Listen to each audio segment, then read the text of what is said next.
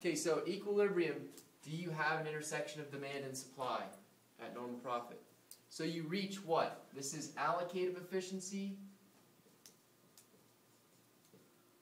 I didn't spell that right. Allocative efficiency, which is the same thing as minimum ATC. Do you ever reach minimum ATC in equilibrium in the monopolistic competition or the monopoly graph? No.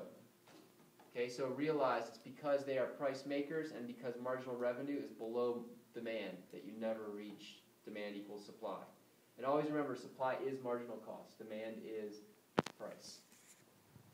And in monopolistic competition, you do get to an equilibrium, but the equilibrium, although at normal profit, is what? Tangent, but never at minimum ATC, so there's excess capacity. Yes? Yes. So Excess capacity. You never go to allocative efficiency because you are a price maker. What do you mean by Okay, allocative efficiency, social optimum. You're going to hear that same phrase. When you hear in the FRQ social optimum, it's the same thing as allocative efficiency. So when they ask you, hey, locate social optimum or locate allocative efficiency, it's where demand intersects MC. In this graph, this is where demand intersects MC. But where's your profit max going to be? You're going to find MR, go up to D, and down to cost. So you'll see your quantity at profit max is here, right? But your quantity that you would be producing if your allocative efficiency is right here, right? Does that make sense? So you never reach it in a monopoly. And why? Because MR is below demand. That's why. And this is the overly broad generalization explanation. It is since you are a price maker and not a price taker, that causes the demand to be above marginal revenue and causes you never to reach social optimum. So if you're So we're always worthless? Think of it this way. Think of it this way. Hold on. Before you ask your question. If there's not enough people to make the firm or not infinite amount of people to make perfectly substitutable products, right? Then you're never going to make as much as the public demands. You're always going to fall short. And so you have control of the price. The price is going to be above your marginal revenue, and it's because you're a price maker. Because there's not enough people making the product. With a monopoly, it's absolute control. I mean, you have a patent over something, and nobody else. That's absolute barrier to entry. But monopolistic competition causes demand to be downward sloping too, so there's no perfect substitutes because of product differentiation. Okay, what else? You missed monopoly. Try. It's all Ryan's fault. Yeah, true. That's why I told them to bring on Ryan. Alright, with a monopoly, the ones that they all came to.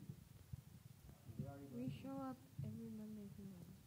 Okay, so in monopoly, there's a couple other things you need to know. Pay attention to this stuff. You have demand, right? You have marginal revenue, okay? And then here's what you need to realize. Profit max is here. MR equals MC. Go up to demand. There's your profit box, okay? This is the quantity of profit max. The other concepts you need to know are where demand equals supply. Okay, is going to be social optimum or allocative efficiency. You also have to realize that there's this concept.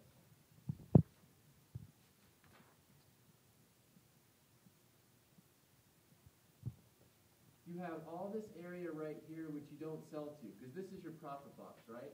Yeah. Okay. Well, if you look at the demand, which is price, at this quantity, someone's willing to buy it at this high price. At this quantity, only 2, someone's willing to buy it here. At this quantity, someone's willing to buy it here.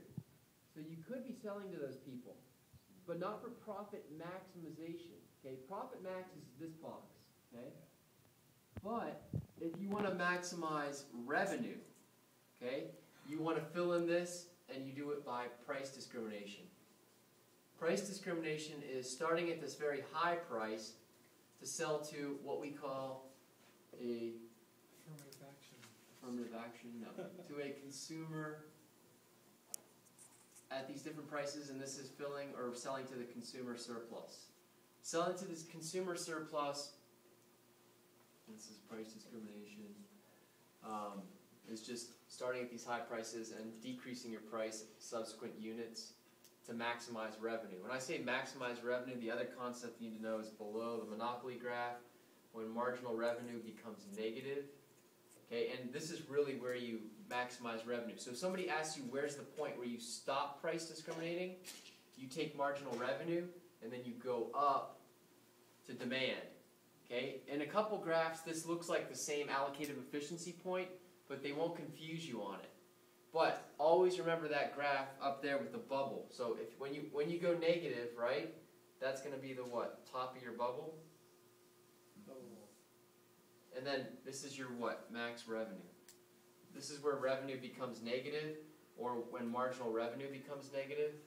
Okay, they're the same concept. And this is your max revenue. So you're going to be asked, what's the quantity at revenue maximization?